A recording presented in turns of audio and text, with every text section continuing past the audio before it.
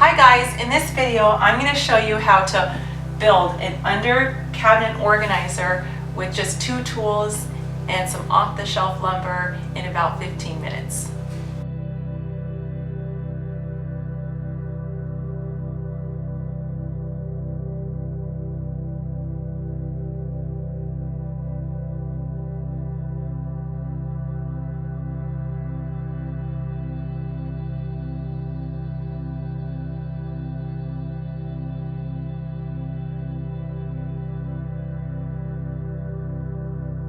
Under our sink has just been a huge mess, and I've been wanting to tackle this project for a very long time. Every time I open it up, I just feel frustrated and I can't find anything, and honestly I don't even know what I have in there.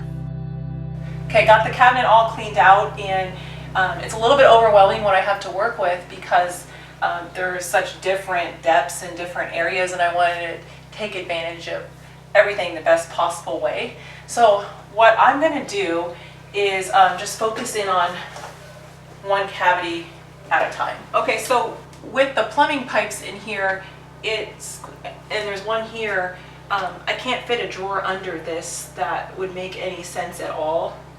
So what I'm thinking is to build a shelf in this area with a back on it so it protects and covers the plumbing pipes. And of course you can still put something back there if you have like bulk items, but it has like some sort of like false front to the shelf. So I'm going to do some measuring on that. So the first thing I'm going to do is figure out how deep. So 8 inches right there. So I'm going to go with a 1x8 for the shelf depth. If you had a 10 inches, you would go with a 1x10. If you had 12 inches, you'd go with 1x12. Then I'm going to figure out how wide I can make it because I have to fit it in this hole in the cabinet. So I'm going to take that measurement, and then I'm also going to figure out how tall I'm going to make it so I can figure out how I can fit it in this opening, head down to my shop and get something built.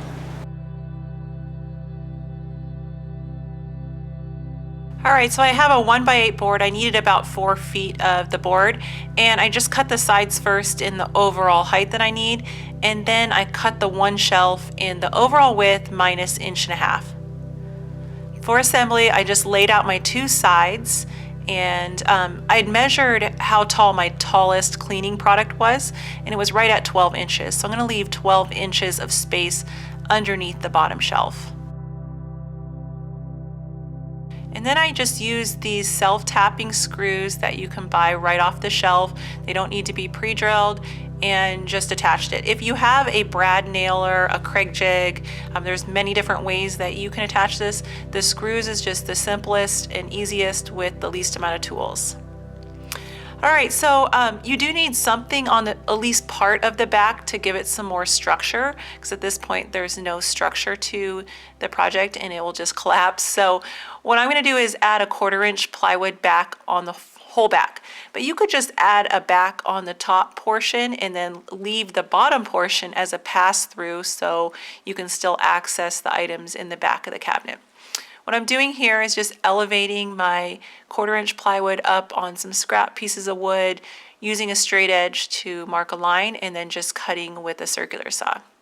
You can also cut the 1x8 boards or the 1x10 or 1x12, whatever you're using, with the circular saw in the same method. Obviously the miter saw, like I did, is just a little bit easier and quicker, but guys, really we're only making 3 cuts here, so it wouldn't take that much longer to cut using a circular saw all of the boards.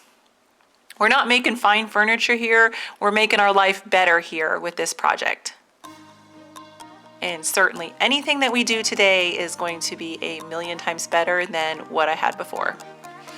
Okay, so I'm going to use glue on the back, and like I said, you don't have to do a full back. You could just do the top portion or the bottom portion. And I'm going to use screws. If you have a brad nailer or a stapler, that would even be more handy, but I'm trying to limit this project to the least amount of tools, so using these little screws. And the back plywood can really be used to square up the project.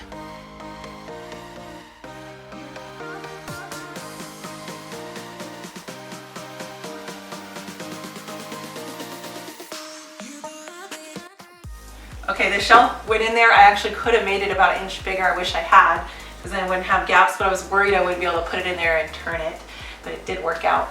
So now I'm just gonna start reloading it. So the cool thing is I can put small items up top. They won't get lost. They won't take up all the space. I'm gonna go ahead and consolidate too while I'm at it. The other thing about a bad storage solution, if you don't know what you have in there, stuff gets lost and it doesn't work. So a lot of times having the wrong storage solution, even if it's more space, is worse than having the right storage solution, even if it's less space. So being able to see stuff and have easy reach to it is huge. I'm really just looking at, you know, the stuff that I use constantly.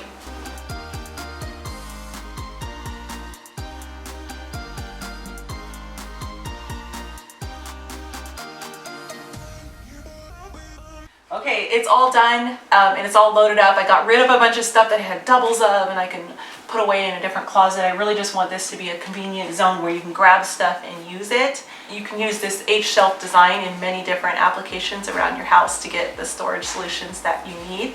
I'll link in the description some more details, links to the screws, all those things, so that you, even if you've never built anything in your entire life, can tackle something like this and make your life better. Thanks for watching. We'll see you next Monday.